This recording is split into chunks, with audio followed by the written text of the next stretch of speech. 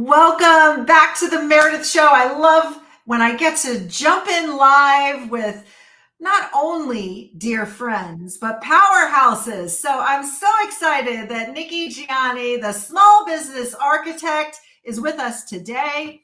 In fact, fun coincidence, although I don't believe in coincidences, fun fact about Nikki and I is that we were both raised on the East Coast, and Nikki was born in Queens, New York, which I absolutely love. And long story short, she's come a long way since then. She now hails in California, just like I do. True or true?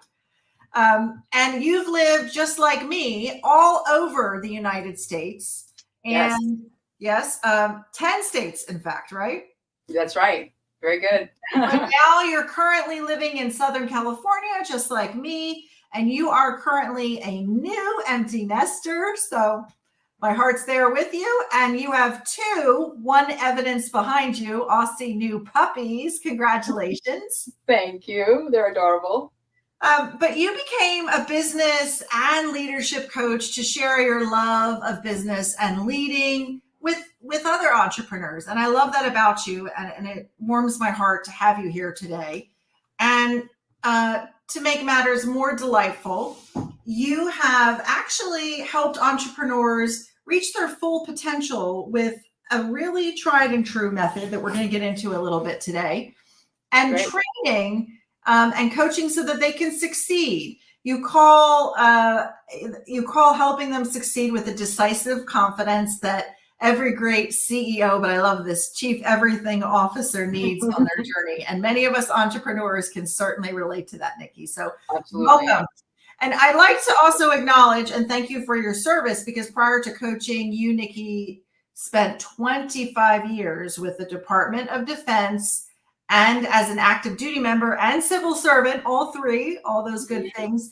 And you're an award-winning executive level leader. And you worked in that and wore that hat for 15 years, transforming organizations from zeros to heroes in record time, resulting in outstanding retention and performance. So with that great introduction, I just want to welcome you. And I'd like to start out, if you wouldn't mind, as we always do on the Meredith Show, sharing not just your success, and we'll definitely share your passion for helping entrepreneurs today, but a little bit about what it took to get here.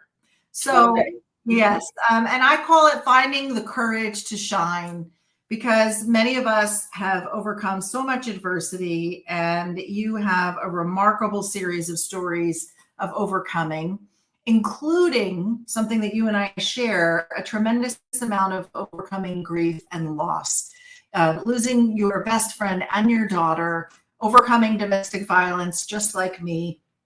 First of all, amazing. And for those who might be battling with some of these things, what advice do you have for them? Oh boy. Well, first of all, I feel for you, and it's not your fault, and you're not stupid for staying, and you're not stupid for, trying to make it better. It's just human nature. And I don't think people really understand how it is. Well, I know they don't understand how it is to be in that situation until you're in it.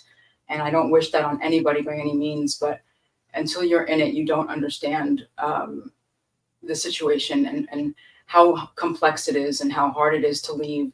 When you're in love with this person, and my situation was maybe a little bit different than the average, I guess, domestic violence situation, maybe, because me and my first husband, we had a great relationship up until my daughter was born, because she had cancer. She was born with a rare form of ovarian cancer. And he started drinking a lot.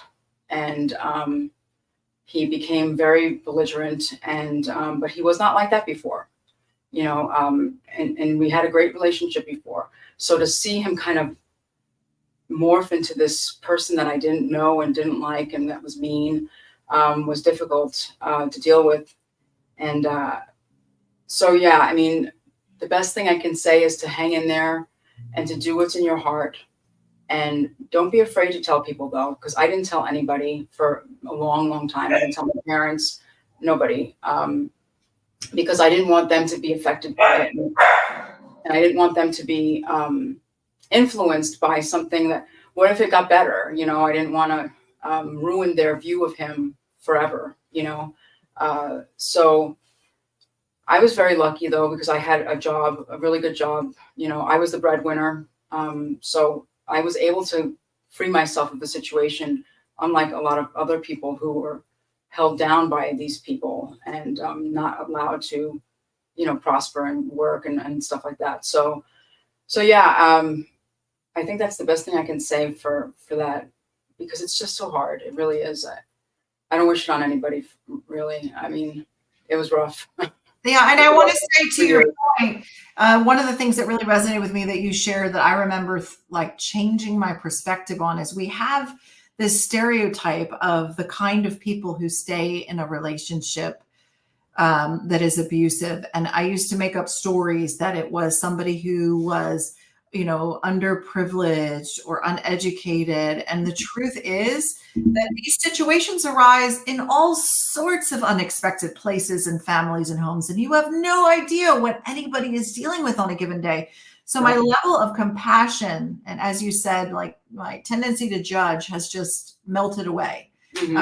Because people didn't know I was showing up, you know, just like I do today with a big smile. I used to have a radio show and my TV show was still active at the time. And I was just like running away from a very unsafe home and a sad situation. Similarly, my husband drank.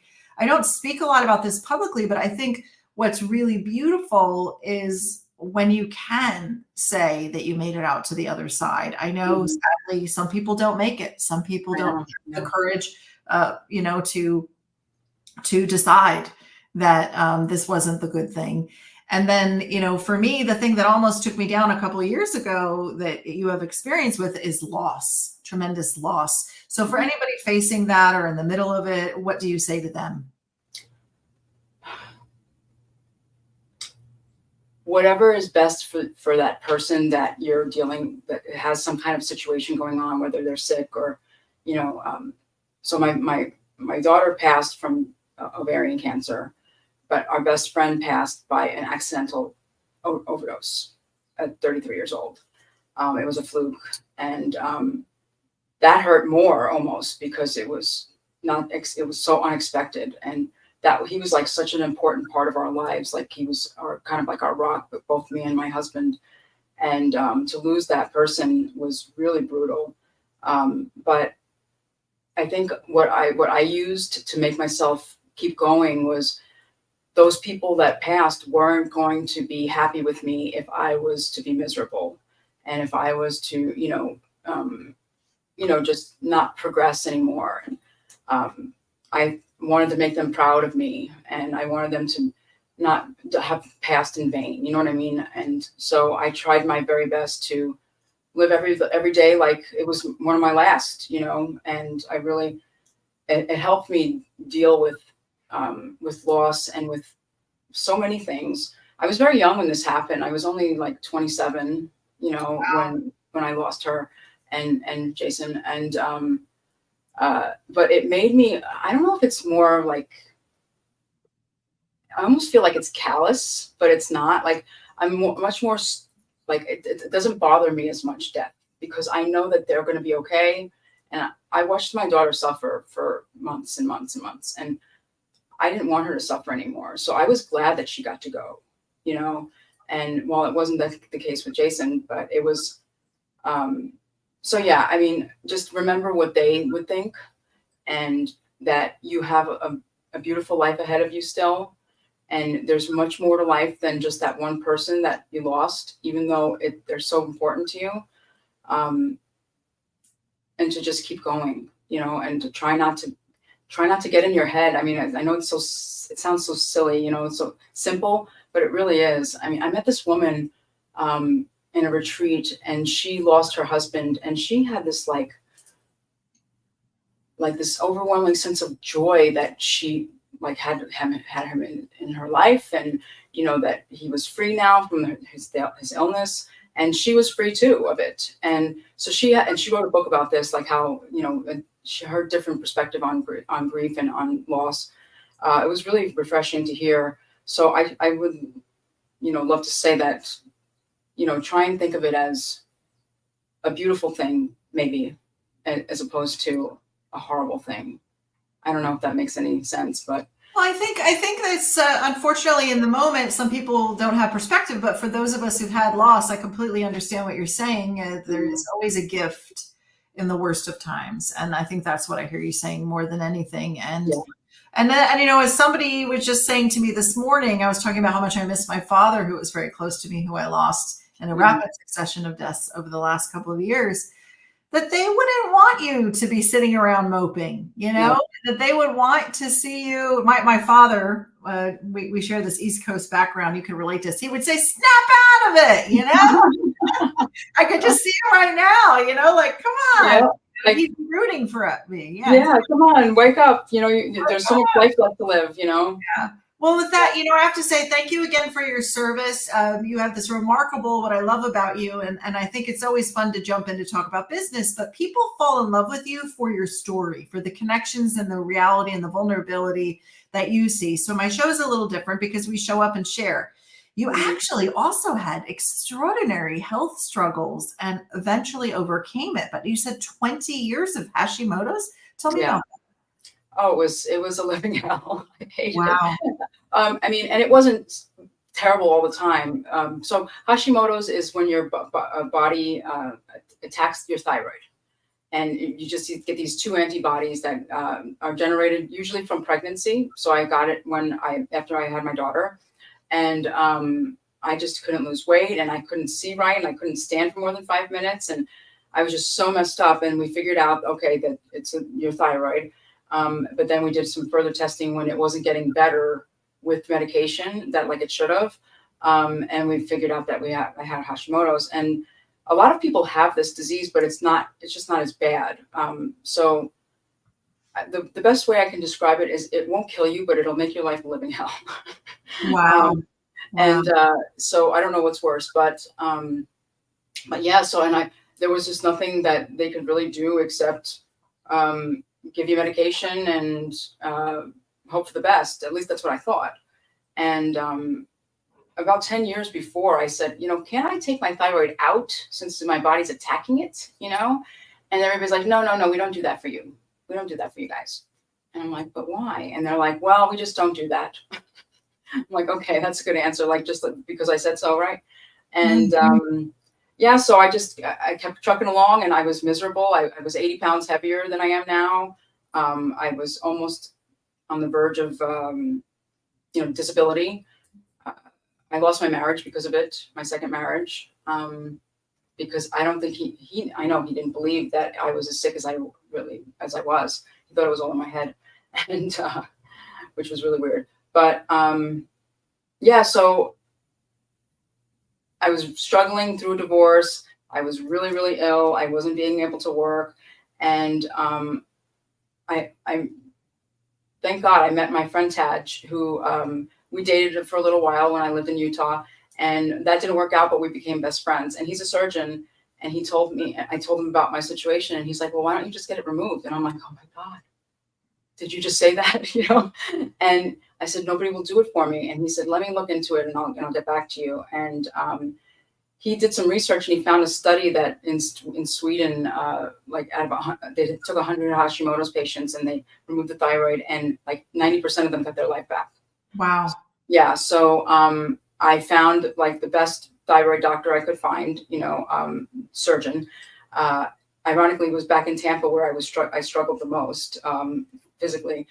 And I sent in my package and I waited. And then one day at 10:30 in the morning on Saturday, I got a phone call, and he's like, hey, Nikki, this is Dr. Clayman. What's going on? And I'm like, oh my God, this is like an awesome doctor. So I explained the situation to him, and he goes, yeah, I'll do it for you. Just get over here. And he did. And the next day, Meredith, I felt better. Wow. I'm in complete remission. Oh my goodness. Yeah, I just have to take thyroid medicine for the rest of my life, but that's fine. And the crazy thing is that I try to help people with this because there's like so many people struggling with this, and they can't really do much about it. And they tried all these different things, and it just doesn't work well. and because your body's being attacked constantly. And so I wanted to post this on Facebook, right? Like in this big, like 60,000 member group of Hashimoto's people, and tell them this great thing, you know, and they didn't want to put it up. And I'm like, why, you know? And they're like, well, there's a lot of people that haven't had very much luck with that. And I'm like, yeah, but why wouldn't you just tell people and give them the information at least, you know? Option, yeah. So strange. Well, I found out later on that the reason why people don't do well with it is because some surgeons, like, they leave parts of it behind. And so if there's little pieces left behind, then it's like it was never removed, you know? Because I mean, the thing is, they went like this big. So yeah, that's the reason why, not because there's anything wrong with the process. It's just, oh my goodness. Yeah. So remarkable. I'm so glad I asked you this question, and we've been friends for a while, and I did not know all of this. So what a gift you're giving to anybody watching who knows somebody suffering right now. Please share this. Yeah, please share this story, this message, and we're going to give Nikki's contact information out here in a moment. But I have to say, you know, you found a lot of courage. And what I love about that story is you really didn't give up on yourself. I think depression can be, I'll just say, a witch. And many people who are not feeling well fall into that trap, and then they don't fight for it, is what I'm saying. So I just want to acknowledge, you know, your courage, and that absolutely makes you someone who stands out and shines. That's the theme of our show. These moments of courage can literally change the rest of your life. In your case, the quality of your life. Big time. Remarkably improved. You're radiating and glowing there now in your California home, and I know it's a long way from where both of us started. So let's continue from there. You are now a coach. Tell us what lights you up about what you do and what makes you a little different. There are a million coaches out there, so who are you for? I would love to know that. Well, I like to help small businesses find money in their businesses that they didn't know they had, you know, and because we're all potentially sitting on gold mines, you know, with our businesses. And, you know, if we survive and get through it, you know, so I realized that most people start their own businesses because they want to do whatever it is. They like doing whatever it is that they're selling, right? And usually they don't want to have a boss, right? But they don't have any clue about business and about business strategy, right? So if they make it through and they're trucking along and they get there, then it's like, okay, you did it, right? But can you imagine how much better off you would be if you had some strategy in your situation, you know? So I found this, these actually people found me, my partner company, focus.com, they're awesome. They give me all these different pieces of support, you know, like they give me the software program that I use for assessments. They give me my business suite. They give me training. And I've got about 800 or 900 other coaches that are like, you know, at a moment's like Facebook message away. So if I don't know what to do, I've got all these people that can help me. So that's very unique, I think. And I just have a lot of experience with business. I was in acquisition for over 20 years with the Air Force and the Navy. And so I did lots of spending, lots of buying, lots of negotiating, and lots of working with small businesses, just in a different capacity, right? So, but yeah, I mean, I so respect entrepreneurs, Meredith, like brave people, because it is really scary. It's about courage. Yeah, I'm with you. It's like, I always joke, like when people are just coming into it, it's like, buckle up your seatbelts and prepare for one hell of a ride. Absolutely. And a lot of people don't make it. They just like quit. They're like, okay, I'll just go get a regular job. And for those of us who stick to it and really, you know, persevere and succeed, you know, more power to you. I think it's fantastic. And I think you're a good influence on all of us. And I love that. I love working with people like that. I didn't want to, it was very hard for me to leave the government because I loved the mission. You know, I loved helping people, and excuse me if this offends anybody, but I liked killing bad guys, you know, in my indirect way of buying, you know, major weapon systems and whatnot, because I don't like bad guys. And I wanted to figure out a way to You're a hero, a lady hero.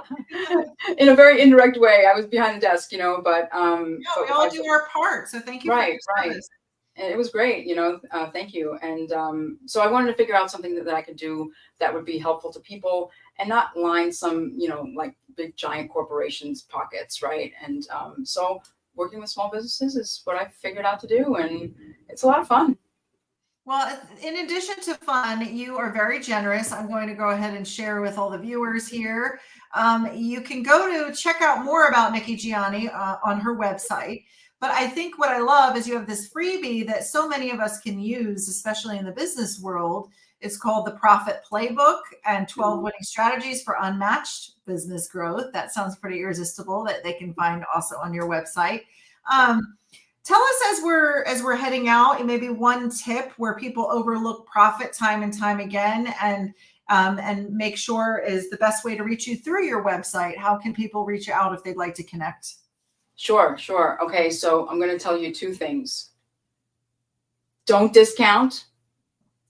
Don't do it, because you'll have to do double the work of revenue to make up for a 10% discount, and that's like nothing. 10%.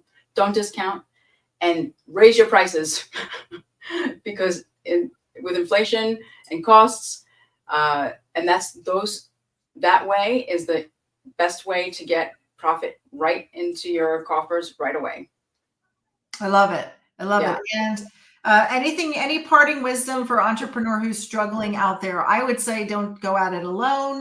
Definitely worth contacting someone like you, because boy, did I struggle with that profit piece in the beginning. I'm 10 years in, and like you said, most of my friends who were with me didn't make it. And it's because it's a bumpy ride, lots of highs and lots of lows, right? So what do you say? What is your advice?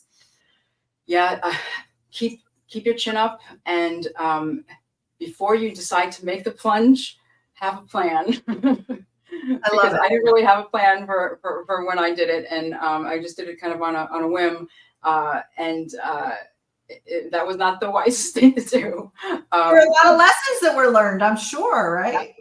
Absolutely. But yeah, like plan it out as much as you can, but don't be afraid to fail, and don't be afraid to do some things wrong, because it's always gonna happen.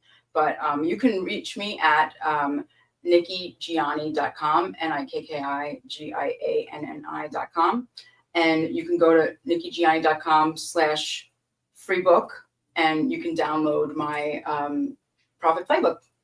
Love it. And we have that up for many people in the comments. If you don't see it, we'll put it there. If you want to message Nikki and you're seeing her not on television, which is where we wind up, but also on social media, please feel free to send her a message or me a message. I will be more than honored to connect you with this beautiful soul and powerhouse. And I have to say, thank you for having the courage to share your story with us on the Meredith Show. It's not easy to share the hard times, but again, I say it time and time again, it's the greatest connector that we have when we have the courage to show up exactly as we are. And we are the sum of our stories. So I really honor you. You are such a beautiful human, and I love your mission. And so many people out there need your help. Who doesn't need more profit out of their business? So please feel free to reach out to Nikki. Contact me. I want to help you. And thank you so much, Meredith. You're a beautiful person, and you've helped me so much already with your guidance and help. And thank you so much for having me. It's been a great time. Listen, forget about it. I'm here for you. That's my dad would say. We say, snap out of it, forget about it. But we're from the East Coast. She knows what I'm talking about. What a treasure. Thank you so much. And I know out there that you know somebody out there doing something amazing. So if you're watching, don't keep it to yourself, and don't keep this segment to yourself. Take a moment and share the segment and share the love. And we'd love to hear from you if you know somebody that we need to put out there into the world and has great courage, just like Nikki, to shine. Thank you so much for watching. Thank you. Have a great day. And we'll see you soon again here on The Meredith Show.